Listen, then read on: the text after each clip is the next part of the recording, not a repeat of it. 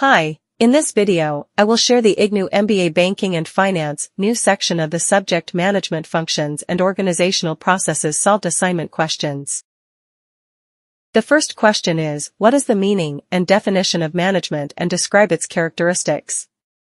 How does management differ from administration and discuss the challenges faced by the management?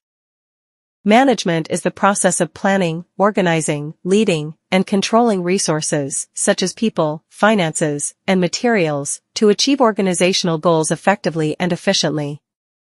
It involves coordinating the efforts of people to accomplish desired objectives using available resources efficiently. Characteristics of management include: goal-oriented, management focuses on achieving specific organizational goals. Continuous process, it is an ongoing activity that involves planning, organizing, leading, and controlling.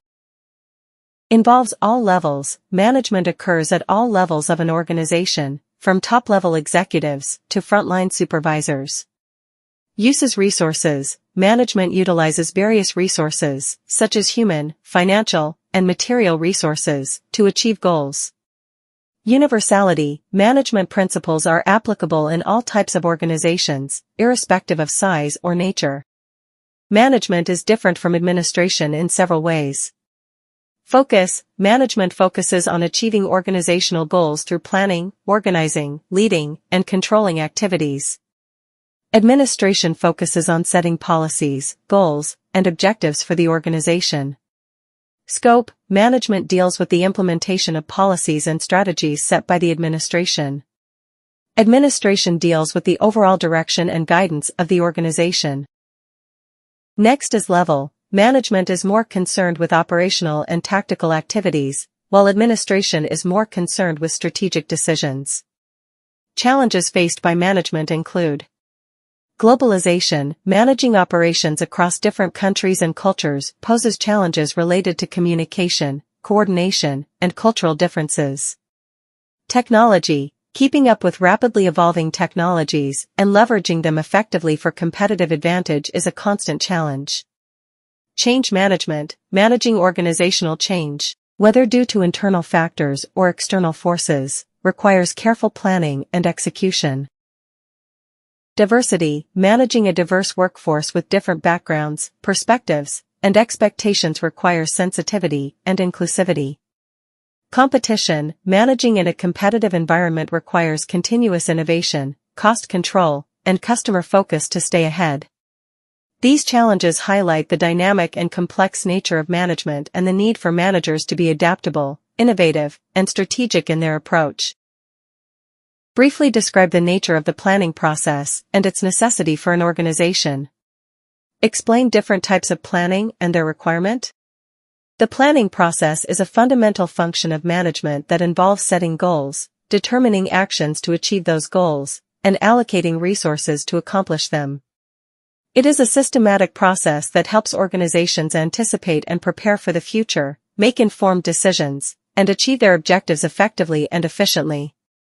The necessity of planning for an organization includes: providing direction, planning helps clarify the organization's objectives and the path to achieve them, providing a sense of direction for everyone in the organization.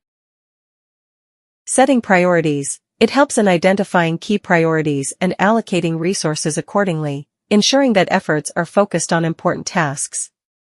Minimizing risks, planning allows organizations to anticipate potential risks and develop strategies to mitigate them, reducing the impact of uncertainties.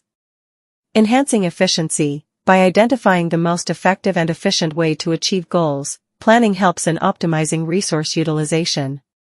Facilitating decision-making, planning provides a framework for decision-making by providing relevant information and alternatives to choose from.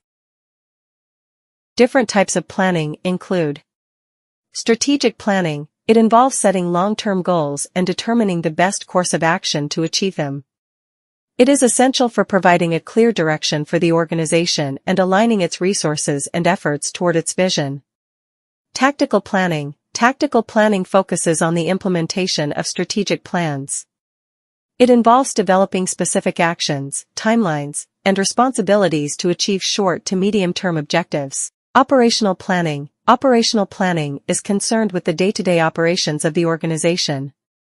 It involves setting specific, measurable, achievable, relevant, and time-bound, SMART, goals and developing plans to achieve them. Contingency planning. Contingency planning involves preparing for unexpected events or circumstances that could disrupt the organization's operations. It helps in ensuring business continuity and minimizing the impact of unforeseen events.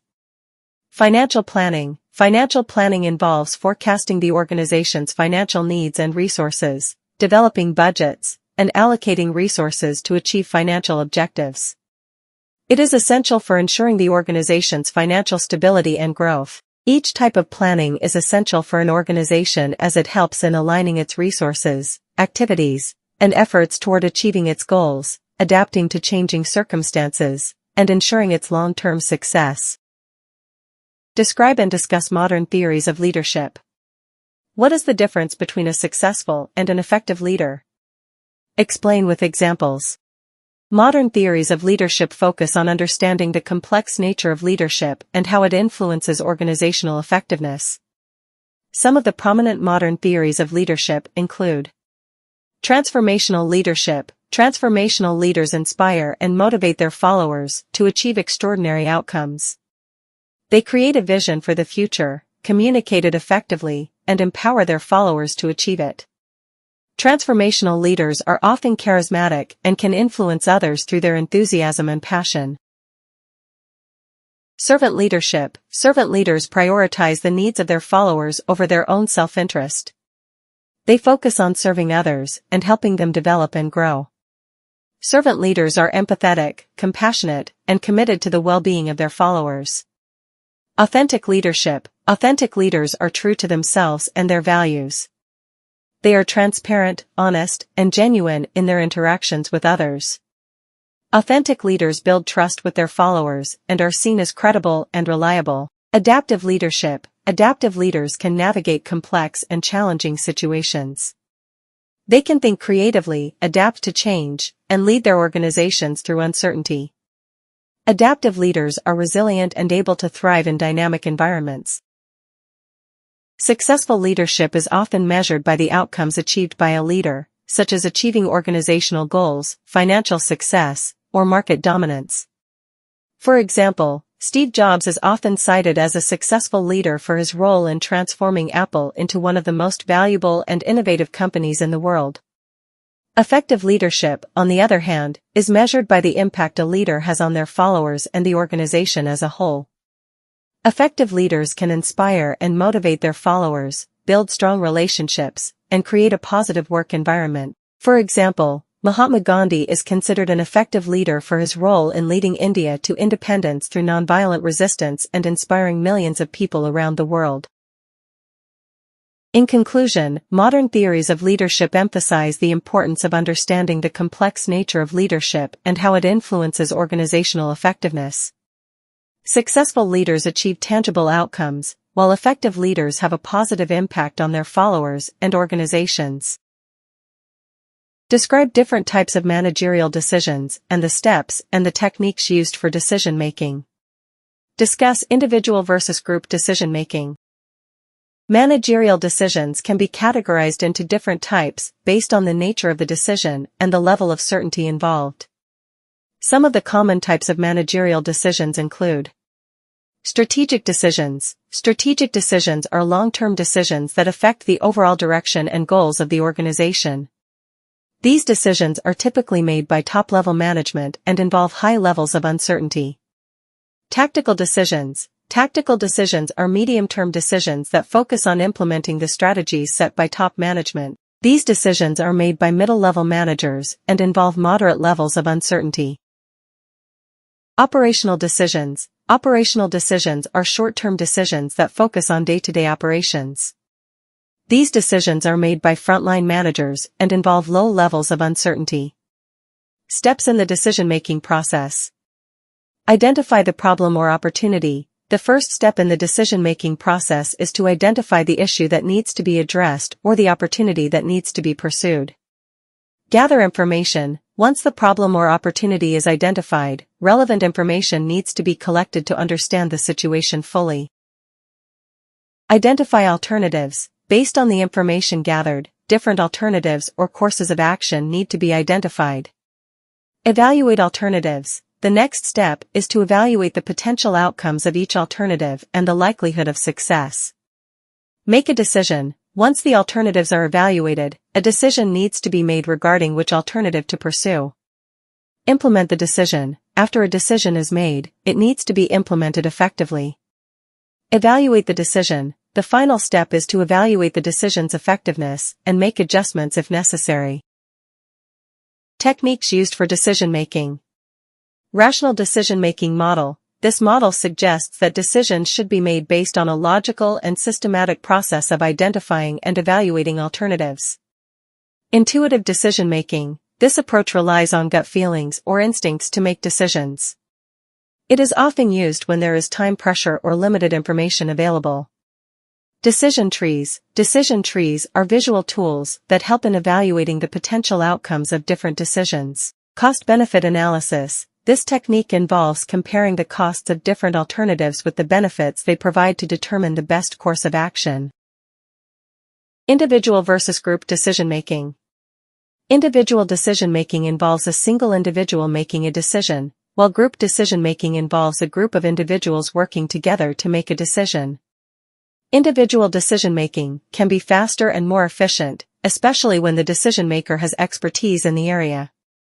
However, it can also be biased and limited by the individual's perspective and knowledge. Group decision-making, on the other hand, can lead to better decisions by incorporating diverse perspectives and expertise. However, it can also be slower and more complex, as group dynamics and consensus-building processes come into play. Overall, the choice between individual and group decision-making depends on the nature of the decision and the context in which it is being made. Describe the importance of organizational communication and the barriers to effective communication. How can organizations take precautions to make communication effective? Discuss with examples. Organizational communication is essential for the smooth functioning of an organization. It serves as a means to convey information, share ideas, coordinate activities, and build relationships among employees. Effective communication helps in fostering a positive work environment, increasing employee engagement, improving productivity, and enhancing overall organizational performance. Importance of organizational communication. Clarity and direction. Communication provides clarity about organizational goals, objectives, and expectations, helping employees understand their roles and responsibilities. Coordination and collaboration. Communication facilitates coordination and collaboration among different departments and teams, ensuring that everyone is working towards common goals. Decision-making. Communication plays a crucial role in decision-making by providing relevant information and perspectives to make informed decisions. Barriers to effective communication. Poorly defined goals and objectives. Lack of clarity about organizational goals and objectives can lead to confusion and misunderstandings. Information overload. Too much information can overwhelm employees and make it difficult for them to focus on key messages. Cultural differences. Differences in language, customs, and communication styles can lead to misunderstandings and misinterpretations. Lack of feedback. Feedback is essential for effective communication, as it helps in ensuring that the message has been understood correctly. Noise, both literal, such as background noise, and figurative, such as distractions or competing messages, can interfere with effective communication. Precautions to make communication effective. Clear and concise messaging. Ensure that messages are clear, concise, and to the point, avoiding jargon or technical language that may be difficult to understand. Use of multiple channels. Use a variety of communication channels, such as emails, meetings, and memos, to ensure that messages reach employees effectively. Active listening. Encourage active listening by providing opportunities for employees to ask questions, seek clarification, and provide feedback. Feedback mechanisms. Establish feedback mechanisms, such as surveys or suggestion boxes, to gather feedback from employees and improve communication processes. Training and development. Provide training and development opportunities to employees to improve their communication skills and awareness of communication barriers. Example: a company implements regular town hall meetings where senior leaders communicate the company's goals, strategies, and performance to all employees. These meetings provide a forum for employees to ask questions, share feedback, and feel more connected to the organization.